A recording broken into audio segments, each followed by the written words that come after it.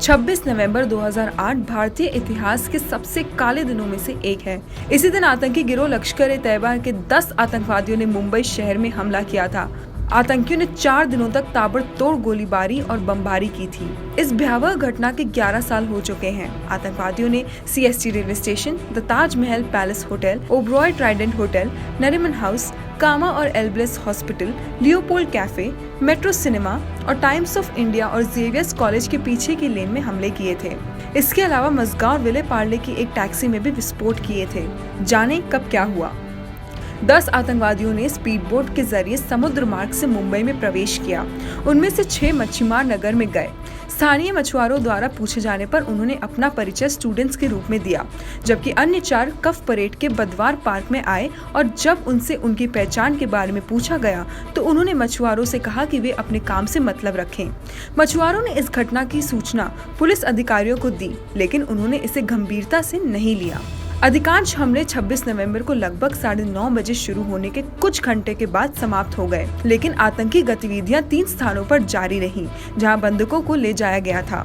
एक नरीमन हाउस, जहां यहूदी आउटरीच केंद्र स्थित था।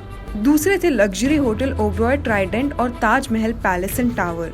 भारतीय सुरक्षा बलों ने 28 नवंबर को दोपहर के आसपास ओबरॉय ट्राइडेंट में और अगले दिन सुबह ताजमहल पैलेस में घेराबंदी समाप्त कर दी। इन आतंकी हमलों में कुल मिलाकर 20 सुरक्षा बलों के कर्मियों और 26 विदेशी नागरिकों सहित कम से कम 174 लोग मारे गए। 300 से ज्यादा लोग घायल हुए। 10 आतंकवादियों में से 9 मारे गए थे और 1 को गिरफ्तार कर लिया गया था। एकमात्र जिंदा पकड़े गए आतंकवादी अजमल कसाब पर आर्म्स एक्ट, गैर कानूनी गतिविधियां रोकथाम अधिनियम, विस्फोटक अधिनियम, सीमा शुल्क अधिनियम, देश के खिलाफ युद्ध छेड़ना और रेलवे अधिनियम की विभिन्न धाराओं के तहत मामला दर्ज किया गया था। उस पर बिना टिकट के रेलवे परिसर में प्रवेश करने के लिए भी मामला दर्ज किया गया था। अजमल कसाब ने खुलासा किया था कि आतंकवादी संगठन लश्कर-ए-तैयबा के आतंकी मुंबई आतंकवादी हमले के पीछे थे। कसाब को मुजफ्फराबाद के 18 महीने तक इन मामलों को अंजाम देने के लिए परीक्षण दिया गया था। एकमात्र जीवित आतंकवादी अजमल कसाब को नवंबर 2012 में पुणे के यरवदा जेल में फांसी की सजा दी गई। पूछताछ के दौरान लश्कर-ए-तैयबा के आतंकवादी डेविड कॉलमैन हेडली ने एक अमेरिकी अदालत को बताया था कि मुंबई आतंकवादी हमले से पहले आतंकवादियों ने सितंबर और अक्टूबर में मुंबई पर हमला करने के 2 असफल प्रयास किए थे।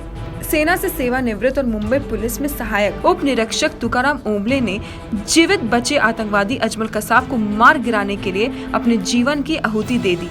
ओंबले को असाधारण बहादुरी और वीरता के लिए अशोक चक्र से सम्मानित किया गया।